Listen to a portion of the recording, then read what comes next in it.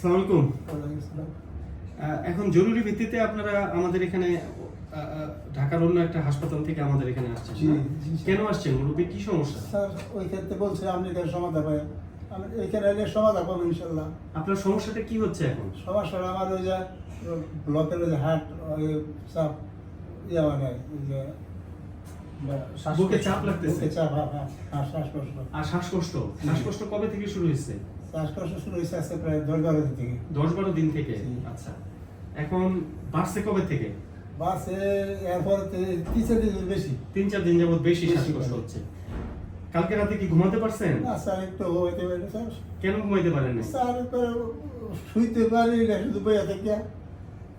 শুইতে পারেনই না? শুইলেই শ্বাসকষ্ট বেশি বেড়ে যায়, মনে হয় যে দমটা বন্ধ হয়ে যাবে, একদম হাঁসফাঁস লাগে, ঘরের মধ্যে মনে হয় যে বাতাস নাই, তাই না? বসে থাকলে একটু ভালো লাগে, শুইলেই বাইরে যায় কষ্টটা। আচ্ছা, তো এটা 4-5 দিন যাবত হচ্ছে না? জি। আচ্ছা, আপনারা কি কাগজপত্রে দেখা যাচ্ছে হার্ট অ্যাটাক একটা সমস্যা নিয়ে গত মাসেও ভর্তি হয়েছিলেন না? 2 মাস আগে? 2 মাস আগে হৃদরোগে ভর্তি আমাদের জাতীয় হৃদরোগ হাসপাতালে। তো ওখানেও তো ইসিজিতে লিখছে এবং ইসিজিতে দেখাও যাচ্ছে যে তখনকার ইসিজিতে ওল্ড এমআই অ্যান্টেরিয়র, মানে অলরেডি একটা হার্ট অ্যাটাক ছিল ওনার আগে থেকে। আপনাকে কি ডাক্তার সাহেবরা বলে নাই যে ওনার ইতিমধ্যে হার্ট অ্যাটাক হয়েছে, ওনার এনজিওগ্রাম করার প্রয়োজন? বলছিল এনজিওগ্রাম করতে। তো আপনারা তখন এনজিওগ্রামটা কেন করেন নাই? ইঞ্জিনিয়ারিং করার কথা কইছিলাম, আমি দেশের বাড়িতে গেছি, ওরা কইছিলাম মনে এরা করে না ইঞ্জিনিয়ারিং, মানে এরকম ধরনের কোনো ভাবে ইয়া করে না যে ইঞ্জিনিয়ারিং খুব জোর দিয়ে বলেও নাই যে বলেও না যে এটা করতেই। আপনারাও বুঝেন না এটার গুরুত্বের কথা? না না, বুঝি না, এটা সত্য কথা। হ্যাঁ, আমরা তো দেখতে পাচ্ছি যে ওনার আসলেই একটা বড় হার্ট অ্যাটাক আগেই হয়েছিল। ইসিজিতে দেখা যাচ্ছে ওল্ড অ্যান্টেরিয়র এমআই। তো এখন উনি আসছে আসলে হার্ট অ্যাটাকের জটিলতা নিয়ে। এটাকে আমরা বলি হার্ট ফেলিউর, অর্থাৎ হার্টের পাম্পিং এর দুর্বলতার কারণে এই যে হার্ট সময় মতো চিকিৎসা করা হইলো না, হার্টটা কিন্তু ইতিমধ্যে ক্ষতিগ্রস্ত হয়ে গেছে।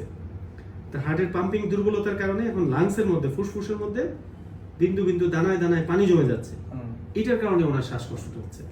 এরকম ধরনের হালকা বলে না যে এটা তাড়াতাড়ি ইঞ্জিনিয়ারিং করায়া মানে চিকিৎসাটা করা দরকার ছিল। তো যাই হোক, এই যে আপনারা আগের হার্টের হাসপাতালে গেলেন, ওখানে কিন্তু ওনারা একটা ল্যাসিক্স ইনজেকশন দিয়ে দিয়েছে এখন একটু আগে, তাই না?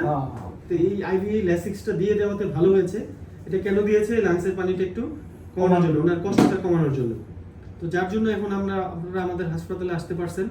তো যাই হোক, এখন আমরা প্রথমে আপনাদের এই লাংসের পানিটা, এই যে ফুসফুসে পানি জমে গেছে, এটা কমাইতে হবে।